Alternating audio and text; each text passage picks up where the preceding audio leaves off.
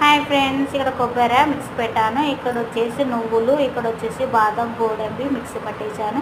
ఇక్కడ వచ్చేసి బుడ్డలు అనమాట. ఇక్కడ బెల్లం వచ్చేసి ఇవల్ల తీసుకొని నేను ఒక బౌల్లోకి తీసుకొని ఆ బౌల్లో వచ్చేసి వేసేస్తున్నాను. అని ఏవేవి గ్రైండ్ చేసుకున్నామో అవల్ల దీంట్లోకి వచ్చేసి ఇలాచి పొడి కూడా నేను గ్రైండ్ చేసేసుకున్నాను. బాదం గోడంబి వచ్చేసి వెన్నలోనే బాగా వేయించిన తర్వాత దాని వెన్న మిగిలినవి దాన్ని కూడా దీనిలోనే ఈ పొడిలోనే వేసి కలిపేసాను. బాగా కలపాలన్నమాట. బెల్లం వచ్చేసి తగినంతగా తీసుకొని బాగా కలుపుకోవాలి. కలుపుకున్న తర్వాత దాన్ని ఉండల్లాగా చుట్టుకోవాలి. మనం వచ్చేసి పిల్లలు వచ్చేసి నువ్వులు తినరు, కొబ్బరి తినరు, అదేవిధంగా వేరుశనగ బుడ్డలు కూడా తినరు.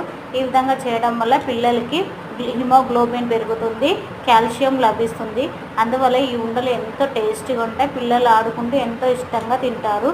మీకు ఈ వీడియో నచ్చింటే లైక్ చేసి సబ్స్క్రైబ్ చేయండి.